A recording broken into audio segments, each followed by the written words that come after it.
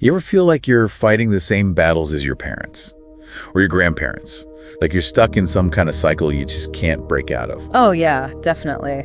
Like maybe it's not just bad luck, Maybe there's something deeper going on. Right. That's what we're going to dig into today. We're talking about generational curses and, more importantly, how to break free from them. It's a fascinating topic, for sure. And we've got some really interesting sources to help us understand it. Yeah.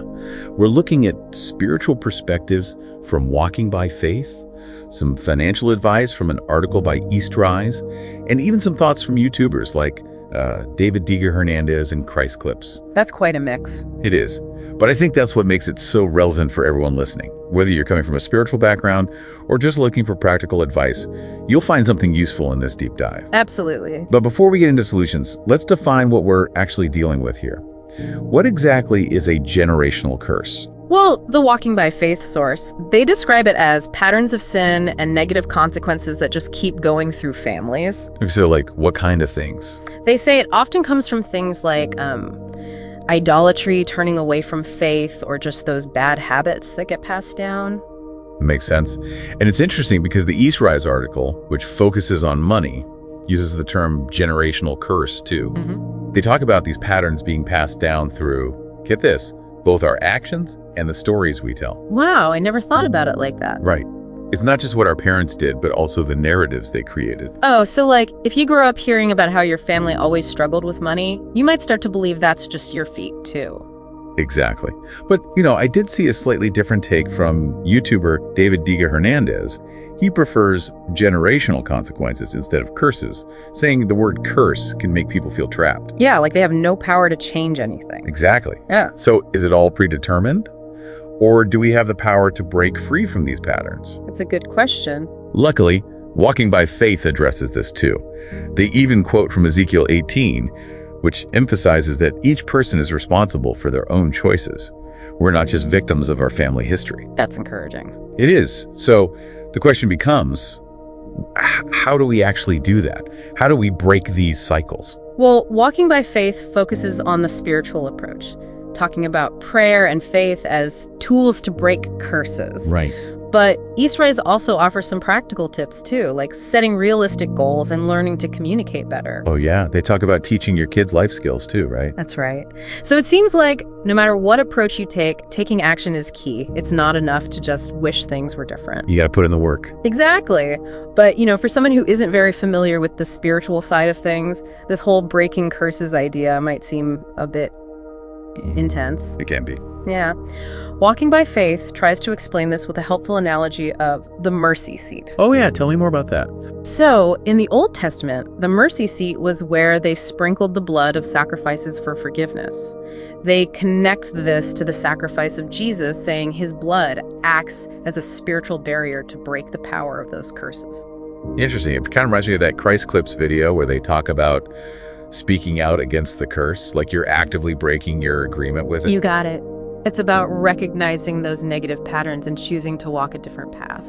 So for you listening, what are those recurring challenges you see in your own family? What are those stories that have been passed down? Once you can identify those, you can start to understand their impact on you. And then take action, right? Whether it's through prayer, practical steps, or maybe a combination of both. Exactly. Well, we've laid the foundation here. We defined generational curses, talked about how they show up, and even touched on ways to break free. Looking forward to diving in even deeper in the next part. Me too. In part 2, we're going to get super specific with actionable steps you can take to dismantle those patterns. It's all about building a better future for yourself and your family. Stay tuned. All right, so we've got a good understanding of what these generational curses are. Yeah, those patterns and stuff. Right.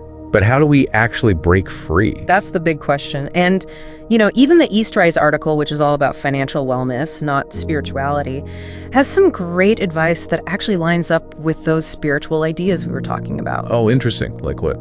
Well, they have this thing they call living the same exact life as your parents. Oof, I know a few people like that. Right. It's easy to fall into those same old routines. But Eastrise says, take the good stuff you learned, maybe your parents taught you to work hard, or to never give up and use those as building blocks to create something different, something better. It's not about just copying them. It's about using what you learned to grow. I love that. It's about honoring the past without being trapped by it. Yeah. Right. Exactly. And Eastrise has some really down-to-earth tips on how to do that. Like what?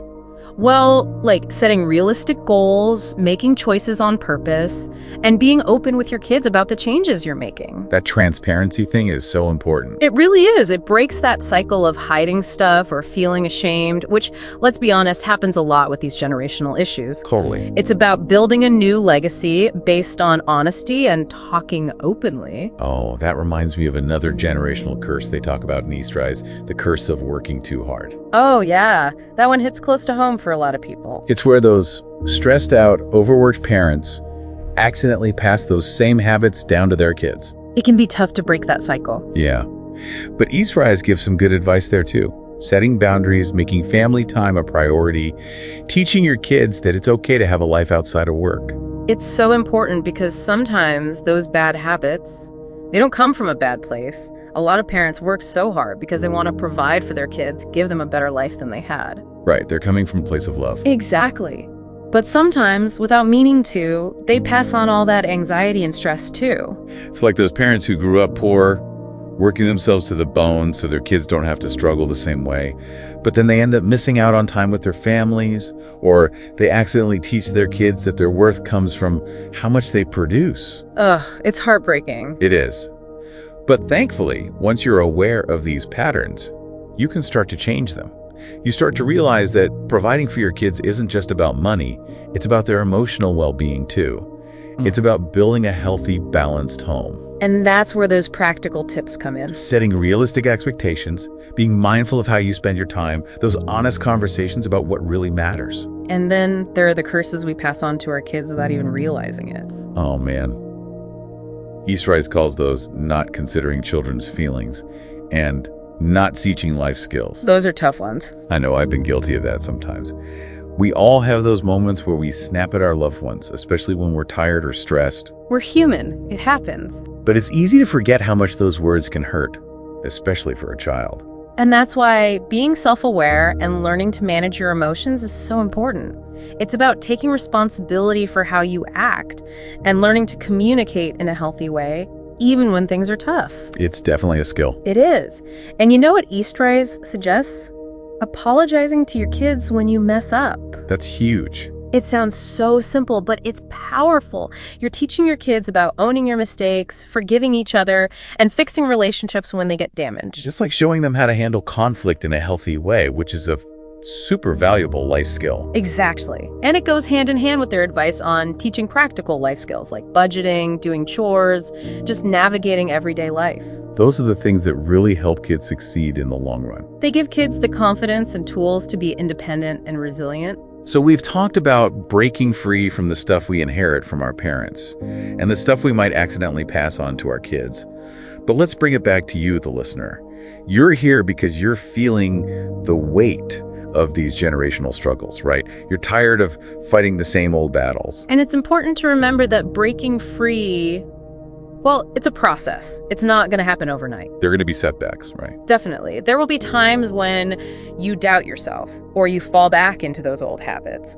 But it's about recognizing those triggers, those moments when you feel yourself slipping and making a choice to do something different. So it's not about being perfect. It's about making progress. You got it. It's those small steps, day after day, that build new habits, new ways of thinking, and ultimately a new legacy for yourself and your family. We've covered a lot of ground here. We talked about what generational curses are, how to recognize them, and some practical ways to break free. And there's more. Yeah, in the last part, we're going to circle back to the spiritual side of things, because for a lot of you, that's a big piece of the puzzle. Stick with us.